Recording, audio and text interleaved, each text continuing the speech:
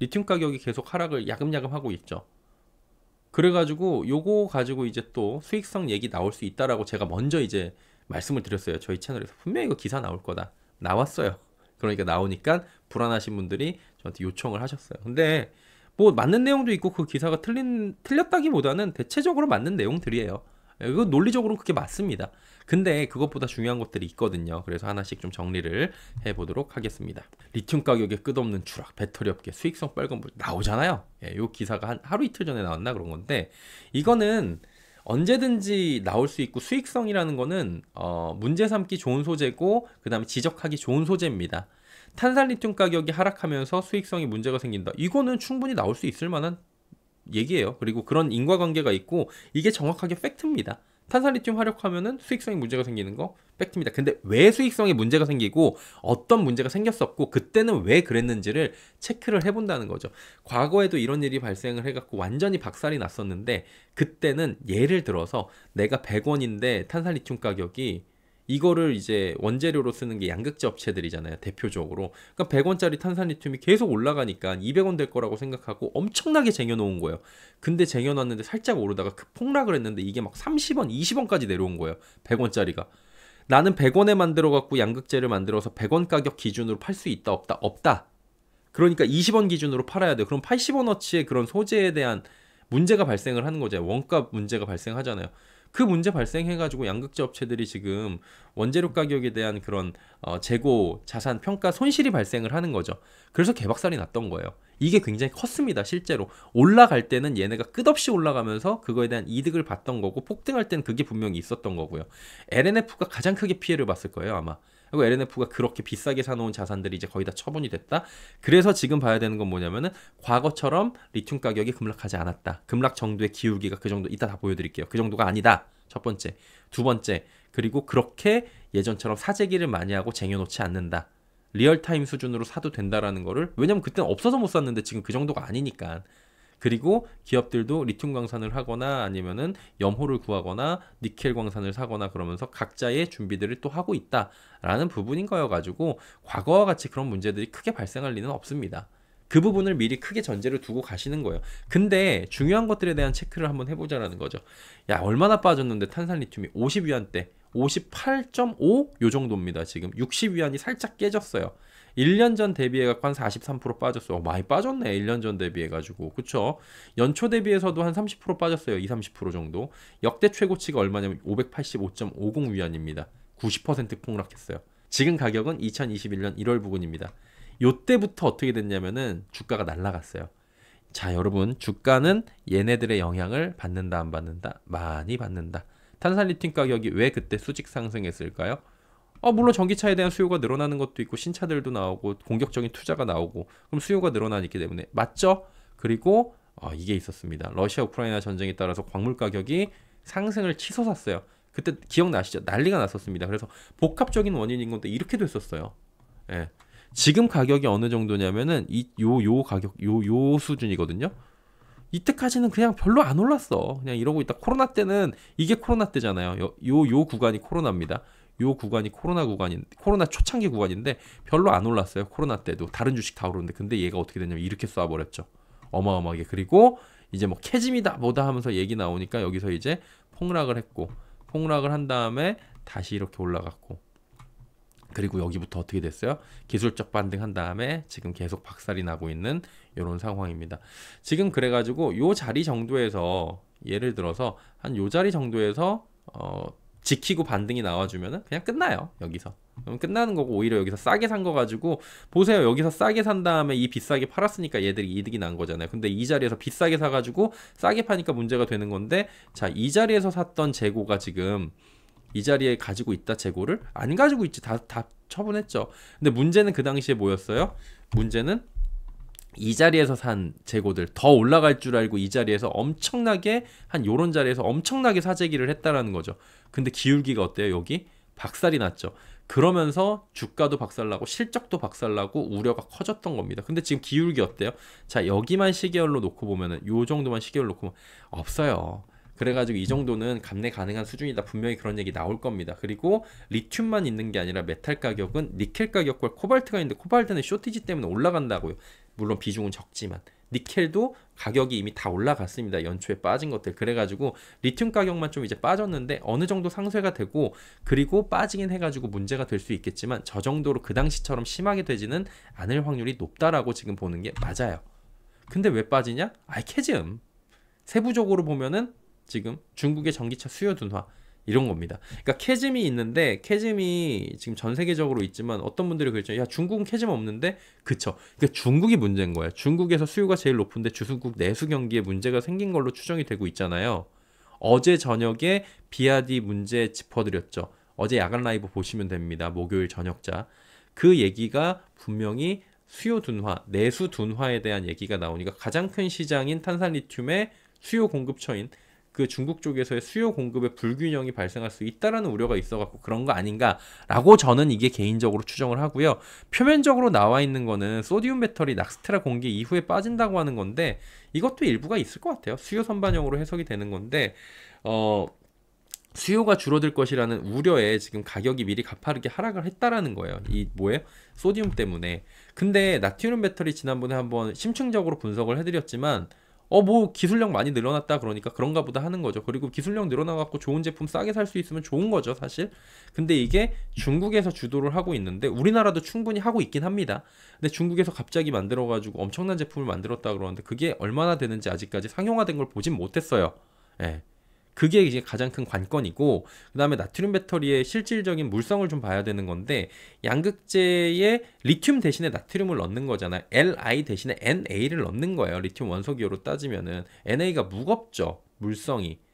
근데 매장량은 쉽게 구할 수 있잖아요. 채굴 정제 쉽잖아요. 그러니까 원재료 가격이 싸고 경제적이잖아요. 그러니까 나트륨을 쓰려고 그랬는데 지금 단계에서는 솔직히 리튬 가격이 이렇게 싼데 나트륨을 쓸 필요가 별로 없다라는 얘기가 나올 수 있다라는 거죠. 그래서 리튬 가격이 올라가게 되면 나트륨 배터리가 상대적으로 강세를 보일 확률이 높습니다. 근데 지금 같은 경우에는 굳이 나트륨 배터리를 쓸까 말까에 대한 고민을 할 수가 있고요. 첫 번째로 지난번에 다 말씀드렸던 거예요. 두 번째로 물성 부분인 건데 밀도를 올릴 수는 있어요. 그 개발을 해가지고. 근데 근본적으로 태생이 다른데, 예를 들어서 근본적으로 노력을 해서 될 수 있는 게 있고 없는 게 있는데 태생이 다르잖아요. 태생이 다른데 이걸 어떻게 할 거야? 다른 걸로. 그걸 어떻게 극복할 건데, 마지막 극복할 수 있는 부분에 대해서는 물성 자체가 다르면 조금 이제 어려움이 있다라는 거는 화학 쪽에서 나오는 겁니다. 이거는.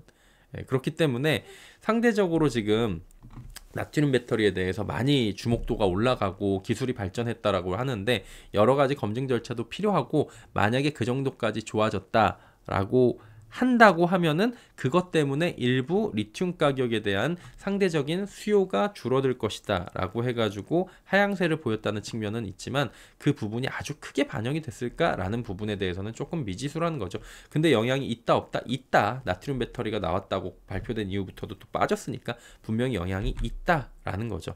그래서 일부는 맞고 일부는 틀리다고 할 수가 있는 거예요. 나트륨 배터리가 경제성, 안전성 등이 보장이 되는데 에너지 밀도를 기술적으로 보완하는 데는 한계가 있을 수 있다라는 지적인 거죠. 물론 CATL 발표에 의하면은 낙스트라는 어마어마한 에너지 밀도를 구현을 했기 때문에 성능상으로도 안 밀린다는 거예요. 그냥 그렇다고 한번 해보는 거죠. 이게 뭐 상용화가 됐을 때 어떻게 되는지 보는 건데, 그래서 학계에서는, 업계에서는 중국이 보통 이렇게 얘기를 한 다음에 상용화를 거치지 못하는 경우가 많다. 이건 제 얘기가 아닙니다. 실제로 나온 자료들이 있으니까 보세요. 그리고 그렇게 얘기하는 경우가 있고, 희망회로가 아닙니다. 그런 경우가 있고, 실제로 나와 보면은 그만큼 가지 못하는 경우가 있고, 중국의 여러 가지 그 기준들이 국제 기준, 유럽의 기준이나 우리나라의 기준 대비하고 뭐 주행거리나 이런 거부터 해가지고 상당히 완화되어 있는 부분이 많아가지고 그건 우리가 어느 정도 걸러봐야 된다라는 것도 학계의 얘기가 있습니다. 근데 그건 이제 시간이 지나면 확인이 되겠죠. 근데 봐야 되는 건 뭐라고 말씀드렸냐면은 LFP 시장이랑 나트륨 배터리 시장이랑 소디움이랑 시장 자체가 겹친다라는 거예요. 탄산 리튬을 양극재 원료로 직접 생산하는 LFP 배터리는 그럼 수요가 줄어들 수 있다는 건 맞죠. 같은 곳이니까, 같은 나트륨이랑 그 시장 자체가 같으니까요.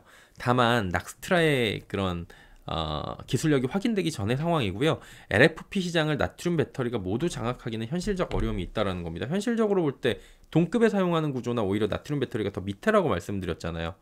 LFP와 나트륨을 동시에 하면서 나트륨 생산량을 절대적으로 가져가게 된다면 나트륨 배터리용 생산시설을 다시 갖춰야 되는 문제점이 발생해요. 이거 근본적인 겁니다. 이거 생산시설을 바꿔야 돼요. 그러면 기존 LFP 시설을 유휴 상태로 둬야 된다? 뭐 이런 얘기가 나올 수가 있다라는 거. 그럼 어떻게 놀릴 거야? 이런 얘기들. 그래갖고 이제 자기 잠시 카니발라이제이션 효과 저번에 한번 말씀드렸잖아요.